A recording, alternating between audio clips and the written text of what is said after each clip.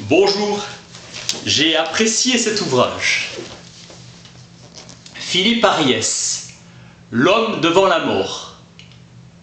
Livre 1, Le temps des gisants. Livre 2, La mort ensauvagée.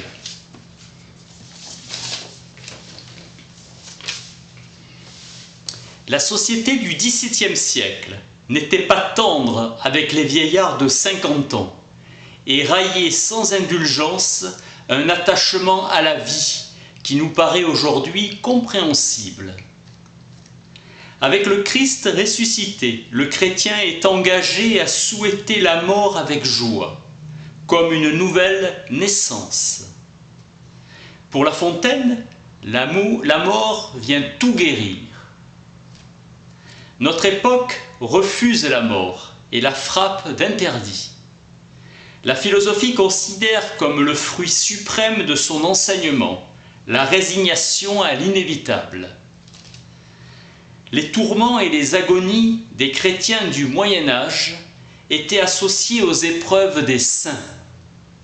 La réflexion sur la vanité de la vie terrestre est constante.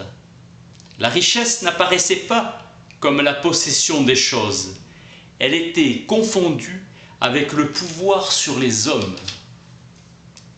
Aujourd'hui, l'homme se découvre un jour comme un raté. Il ne se voit jamais comme un mort. La conscience de soi c'est confondre avec l'amour de la vie. La mort n'est plus la conclusion de l'être, mais une séparation de l'avoir.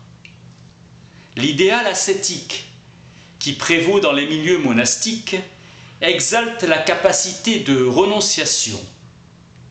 Au XVIIIe siècle, invention de l'individu, découverte de sa propre identité, de sa propre histoire, dans ce monde comme dans l'autre. La volonté d'être soi incite à renoncer à l'anonymat des tombeaux et en faire des monuments commémoratifs. L'âme est l'élément essentiel de sa personnalité. L'âme a envahi toutes les dimensions de l'être. Elle est devenue tout l'homme. Philippe Ariès, L'homme devant la mort, livre 1er et 2. Lisez-le. Merci.